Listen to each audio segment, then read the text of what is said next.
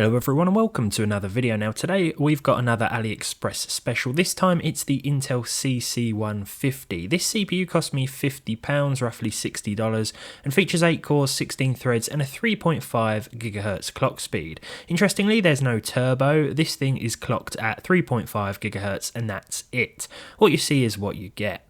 From the handful of articles I found online, the CC150 is not an engineering sample like the various ES CPUs you can find here and there, but at the same time I don't believe it was publicly available to purchase. Instead, it seems as though this chip is or was used by Nvidia to power GeForce Now servers. There are GeForce Now benchmark videos featuring games that display the hardware used, and sure enough the CC150 shows up. There's also a PCWorld article dating back a couple of years showing Assassin's Creed Valhalla GeForce Now benchmark results, and the CC150 is shown under System Info in the priority plan, but the 3080 plan shows a Threadripper instead. I'll leave a link to it below. I guess the CC150 is essentially an Intel CPU made for Nvidia. This socket 1151 8-core 16-thread chip also features 16MB of L3 cache, the same as the i9-9900, and I've often seen it referred to as a cut-down version of what was one of Coffee Lake's most powerful processors. Unlike the i9 though, this supports ECC server memory, which is interesting, but that doesn't mean standard DDR4 is off the table, nor are standard desktop motherboards. I slapped this thing into a Gigabyte Z370M DS3H and it fired up straight away. I had no issues enabling a 3200MHz XMP memory profile, and there are no other problems to report. Oh, I did have to update the BIOS from version F13 to F14, otherwise the CPU was stuck at 3.4 GHz, 100 MHz slower than advertised. It's worth noting that the CC150 isn't mentioned in the motherboard support section either, but worked flawlessly after I had installed the latest BIOS. Gaming wise, the performance is still acceptable, and in pairing with a modern entry-level card, namely the 4060, there were some scenarios whereby we were GPU limited. Not many, and not for long periods of time, but it's safe to say that if you bought one of these for 50, 60 quid, a cheap 1151 motherboard and low-cost DDR4, you wouldn't have a bad start to a budget gaming build. Any GPU you pair with it will of course run in PCIe 3.0 mode, which shouldn't be too much of a problem, and as you can see by the performance on screen so far, the CC150 is certainly holding its own. For those concerned with power consumption, I also have some good news. This chip rarely seems to exceed 60 watts according to the MSI Afterburner and Riva Tuner overlay, and that means it runs relatively cool even with a stock Intel heatsink, as you can see. I did think about comparing this to an i9-9900, but they are still at least double, closer to triple the price, even in early 2025.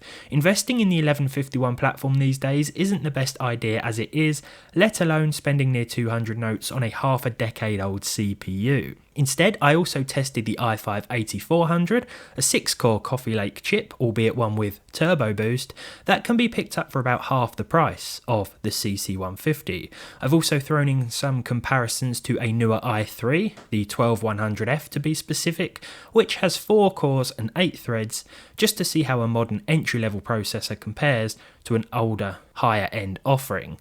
I upped the GPU to a 4070 Super to better observe any CPU bottlenecks. First of all, we'll have a quick look at the Cinebench R23 results. We can see that the CC150, thanks to its higher core count, comes out on top here, though when it comes to the single core result, it actually falls to the bottom of the pile with just 940, even compared to the i5-8400, a 6-core 6-thread chip, which scores 1058. This is a little bit lower, and it's quite a bit lower than the modern day i3 12100F, which does fall short in terms of the multi-core result because it's a 4-core 8-thread CPU. For the games, we'll start with Cyberpunk 2077. This is running at 1080p high with the default medium crowd density, which is certainly going to help out across the board with our processors here. The i3-12100F came out on top with 89, a 1% low of 52, and a 0.1% low of 42, but the CC150 sat between this and the i5-8400 with 80 FPS. This was a step up from the i5-8400, of course, and not only that, but the percentile lows were much improved. That said, they were still a little lower, or at least the 1% low was lower than it was with the i3, which is interesting considering it has half the physical core count.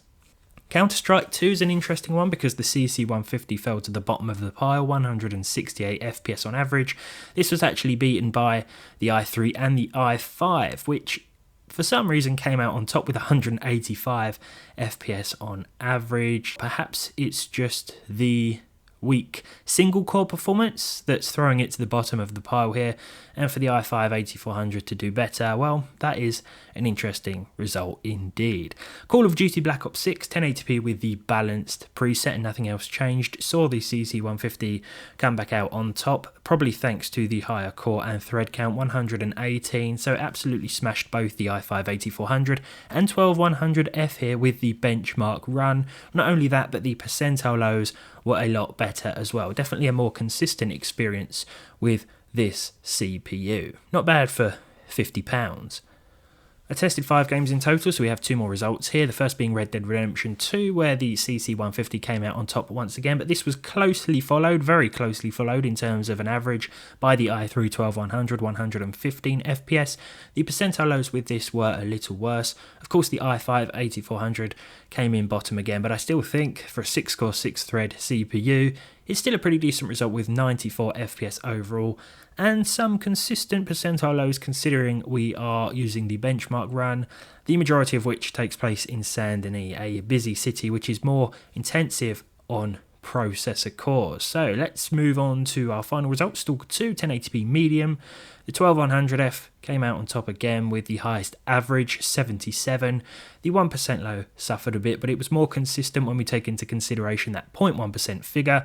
The CC150 sat between the i5 and the i3, 67 FPS overall with our 4070 Super.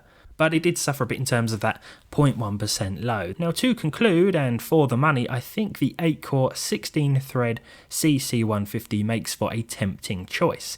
It's definitely an interesting choice, and while it's clear to see CPU limitations when paired with a modern higher-end card, this isn't exactly representative of a real-world scenario. Stick it in a low-cost system with an older-gen RTX card, 2060, 3060, something like that, mid-range AMD RX GPU, or an aging GTX flagship, maybe a 1080, something like that, and you'll have yourself a decent budget gaming rig. You don't need a high-end 1151 motherboard either, as the CC150 is going to sip power, as we've seen, and I'm assuming it should work in most boards, though it's unlikely to be listed on spec support pages. It certainly wasn't listed on the Z370M motherboard page, and I don't think it will be listed in many others, if any others actually, because it's relatively unheard of, not being a publicly available processor, of course, until now, thanks to AliExpress. So thanks for watching. Let me know your thoughts down below. If you enjoyed this one, leave a like, subscribe to the channel if you haven't done so already,